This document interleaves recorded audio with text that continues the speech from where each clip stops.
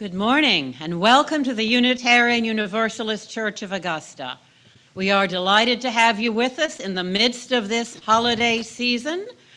It is still among the 12 nights of Yuletide, the 12 days of Christmas, and the first day of Kwanzaa, so whatever you're celebrating, there is a reason to be festive. Unfortunately, with COVID numbers, we have had to go back to distancing. You may notice the chairs are more scattered, and there will be no refreshments after the service today. We would like to thank everyone who participated in our wonderful Christmas Eve service, especially David and the choir, and our tech deck, and Chris Garcia for the wonderful cookie exchange. The choir will be resuming in January. Membership is open. Talk to David if you're interested. Our Reverend Nick Filzen is taking a well-deserved break, so today's service is presented by the wonderful music director, David Neches. So we'll hear from him at last. So in terms of announcements, we are having our Vespers tonight for Yule nights as we continue our pagan holidays. That will be in the sanctuary at 7 p.m. and on Zoom. So that is pretty much for our announcements for now. Our chalice lighting words are by Ben Soul. Out of the darkness, light. Out of the light, warmth. Out of the warmth, joy. Out of the joy, togetherness. May this flame hold us for the time we are here with one another.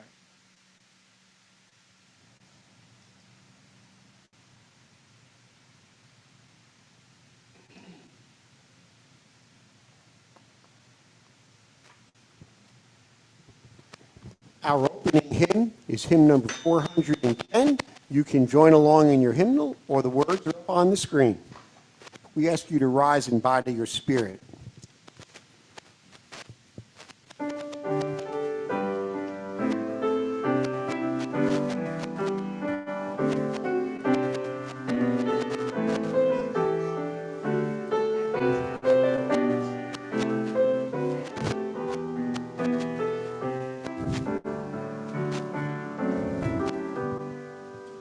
Surprised by joy, no song can tell, no thought can compass. Here we stand to celebrate eternal love, to reach for one another's hand. Beyond all other gifts we miss, best gifts we've loan to mortals given, the love of parent, love of friend, to tune our heart to bliss of heaven. Faith, hope, and love here comes alive. Life's deepest treasure is made known when in forgiving, giving all inseparably two are as one.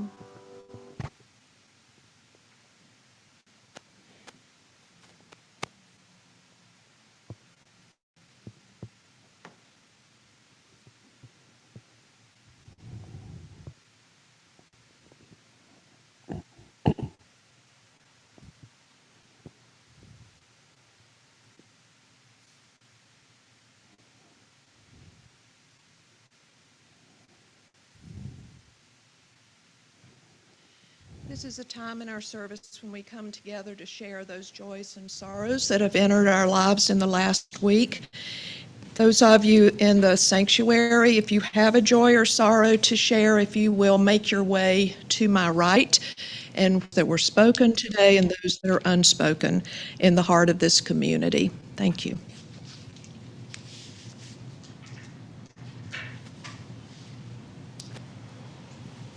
There being no children here, we're going to skip the story for all ages today.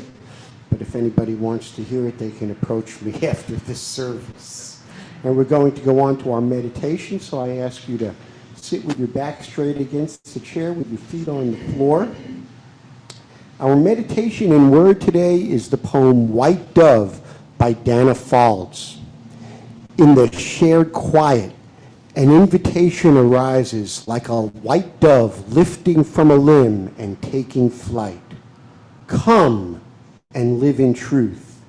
Take your place in the flow of grace. Draw aside the veil you thought would always separate your heart from love.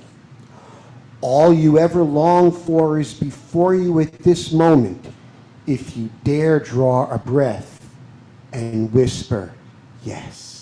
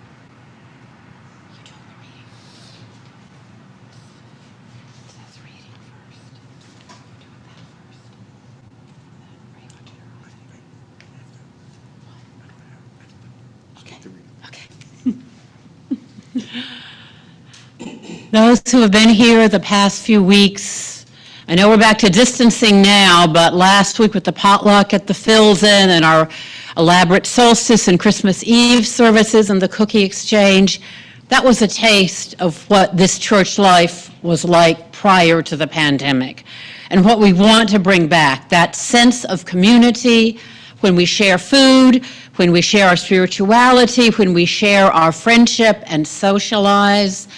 And I'm really glad that even though this is the day after Christmas and there's been a lot going on with family and other things, we have a much better turnout than I expected. So that means we're doing something right here. So we want to continue to do things right here, so that even if we have to be a little more cautious and not quite as much as we've done because of COVID issues, that we can still keep going on. The solstice does not mean winter is over. We are often in the colder parts of the year, and we still have some dark days ahead. But we are here together, sharing the lights of our holiday. And we need your help to continue to share the light through some upcoming darker times.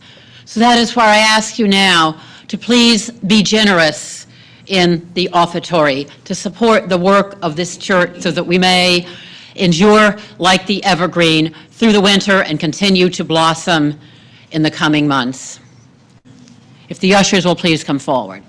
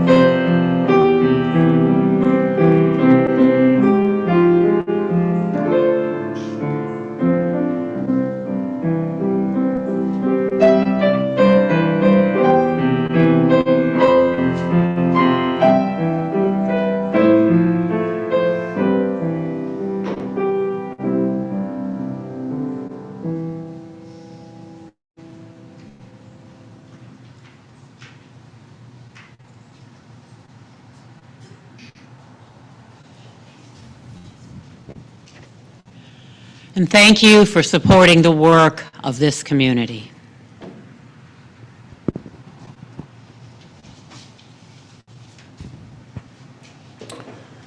Good morning. Well, we made it.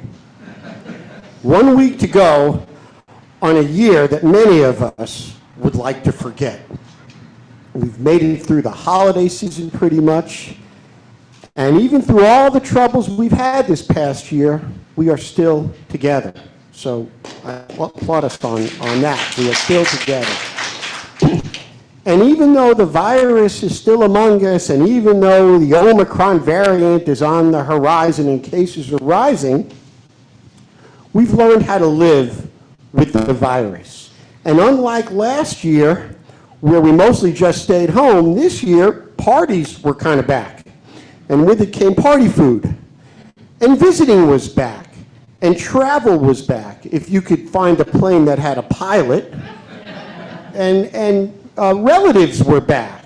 Even the relatives that maybe you thought you didn't like, but after not seeing them for a few years, you realized they weren't so bad after all. I heard many, many heartwarming stories this month of people who were seeing family members or meeting new grandchildren for the first time in over a year, and so that was very wonderful.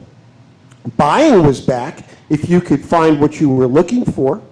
And if you found what you were looking for, then there was the wait for it to come by plane, train, automobile, who knows what, but eventually, hopefully, it got to your door when you needed it, or so shortly thereafter. And so for those of you who dove back in and did all of that, if you just had too much of too much all of a sudden, I've got good news. New Year's is coming. And with New Year's comes our annual opportunity to talk about resolutions. And of course, every resolution starts in some fashion with the word yes. You have to say yes to a resolution before that resolution can start to activate. And so it's worth talking today just a little bit about just what it means to say yes and how saying yes in the proper way can spark joy. Now, the roots of this talk go back about 3 years when I decided to retire from many years of teaching elementary school music. And with that extra time that I had, I made a vow that for the first year, I was going to say yes to every single musical opportunity that came along, as long as there wasn't some kind of scheduling conflict. A lot of opportunities came knocking. And I said yes to pretty much everyone out there, everything out there, and everyone out there. And I was super busy.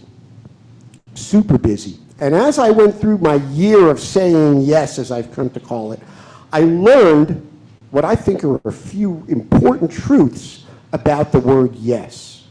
I've come to the conclusion that the word yes is the most important word in the English language, even more important than words like love or hope or forgiveness. After all, we have to say yes to love before love can exert its powerful attraction. We must say yes to hope before hope can even exist. And we must say yes to forgiveness before forgiveness can heal the hurt. Yes is the most powerful word. It's the activator of everything that we do. So it's worth talking about. Now, I will say that anytime I give a talk, whether it's in church or out in the community, people always expect me to talk about music. So as not to disappoint, I'm going to get the music portion of this talk out of the way right now. Okay? And like all of you, I have certain genres of music that I really like to listen to. I have certain bands or particular musical artists that I really enjoy. And for the last few years, one of my favorite bands has been a band called Wolfpack. Wolfpack, it sounds German, but I don't think it is. I really don't know what it means. It's not important, but it's important that I really, really like this band. And a few months ago, I came across a business article from the New York Times in 2015. And initially, when I saw the byline, I thought it was written by the leader of this band that I like. It turned out that the writer was actually the band leader's father, who writes an occasional business column for the New York Times. And the father is a very successful property manager and real estate developer in the upper Midwest. And his column talks about streaming services such as Spotify and how difficult it is for musicians to make a living off of things like streaming services. You have to sell untold thousands and thousands of copies of a song to make any money at it.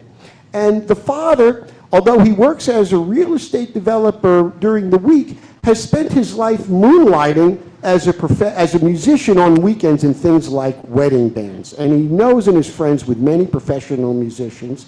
And while he is envious of their lifestyle, he's very happy that he has a very successful day job that provides him a steady income. And he is unapologetic in the column about his dream of having his son Jack eventually join him in the family business.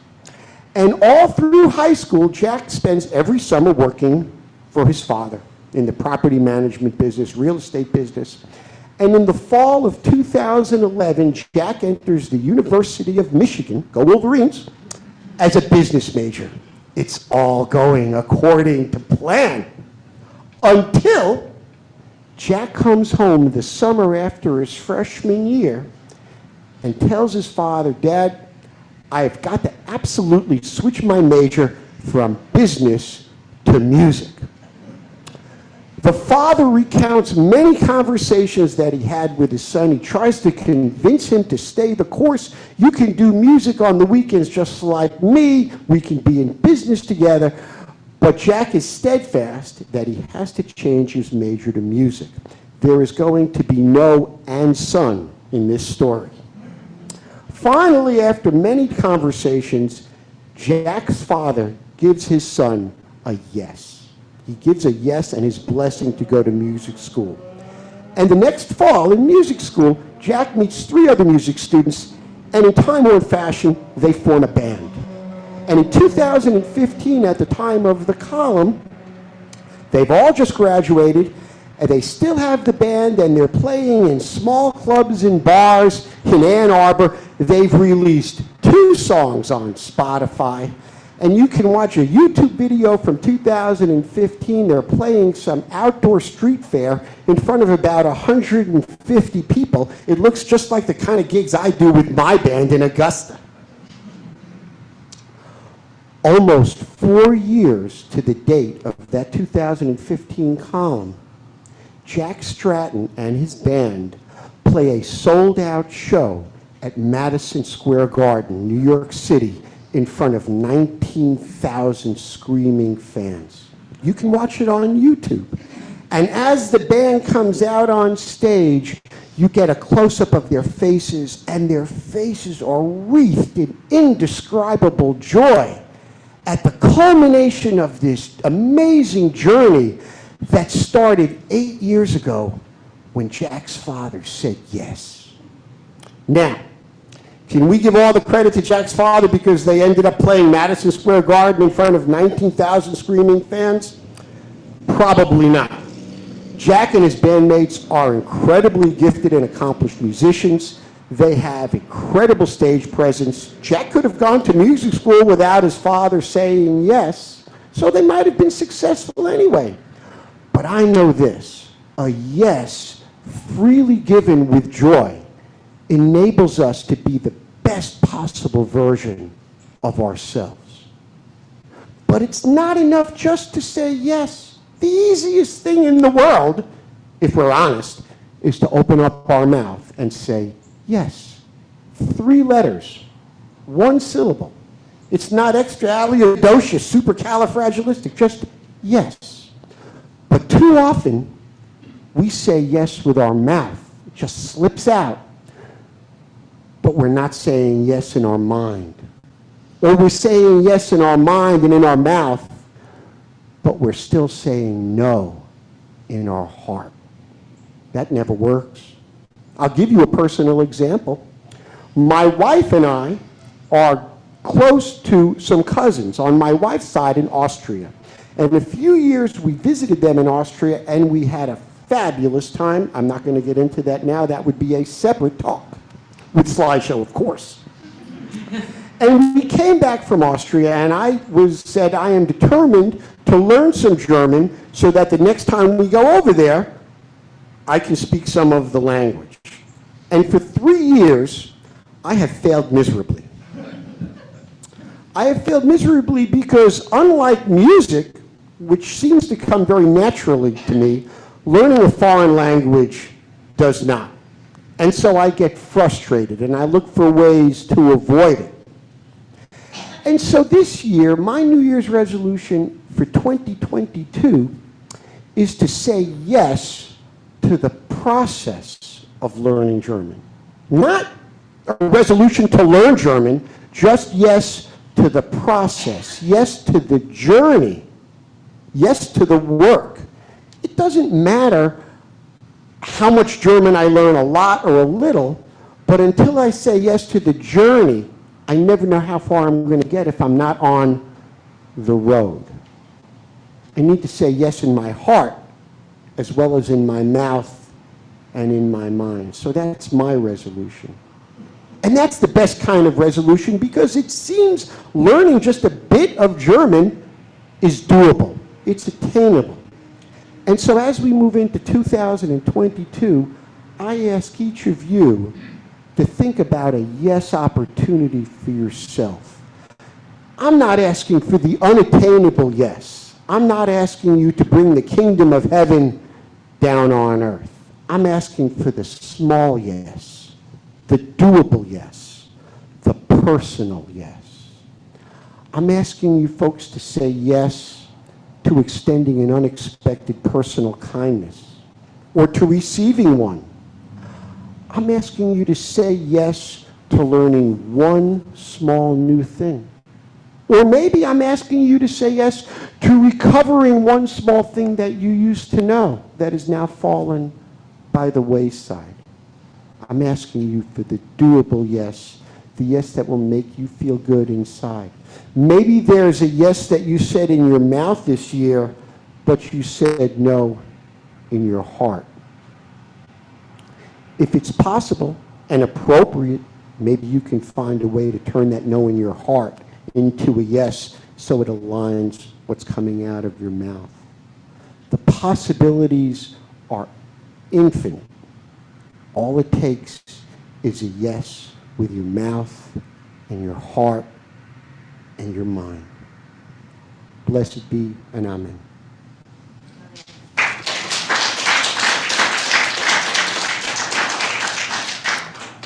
I'm going back to my music director role now. Our closing hymn is hymn number 350. You can find it in your hymnals or on the screen, The Ceaseless Flow of Endless Time. This is one of my favorite hymns, so sing loud.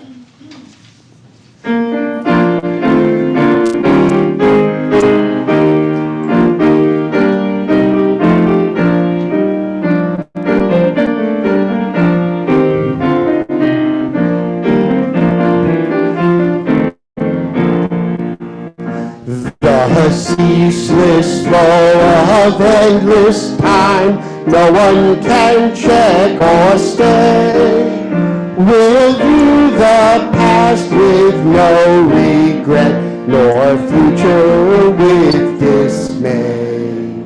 The present slips into the past, and dreamlike melts away. The breaking of tomorrow's dawn begins anew today. The past and future ever meet in the eternal now, to make each day a thing complete shall be our New Year's vow. Thank you so much, David, for doing this service. I know the worship team will definitely say yes to having you do another one. Not so quick. Just hope we can get you to say yes again. And as we close, may we say yes to the joy of having survived this difficult year. May we say yes to acknowledging the grief over those we have lost. May we say yes to the belief that this coming new year will bring new joy. May we say yes to the endless possibilities of life. Blessed be.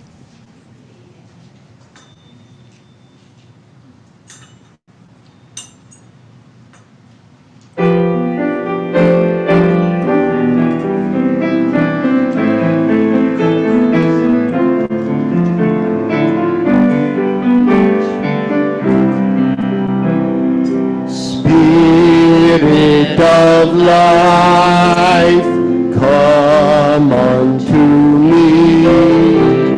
Sing in my heart all the stirrings of compassion. Blow in the wind, rise in the sea, move in the hand, giving life the shape of justice. Roots hold me close, wings set me free. Spirit of life, come to me, come to me. Our postlude is Auld Lang Syne. You can feel free to sing if you want.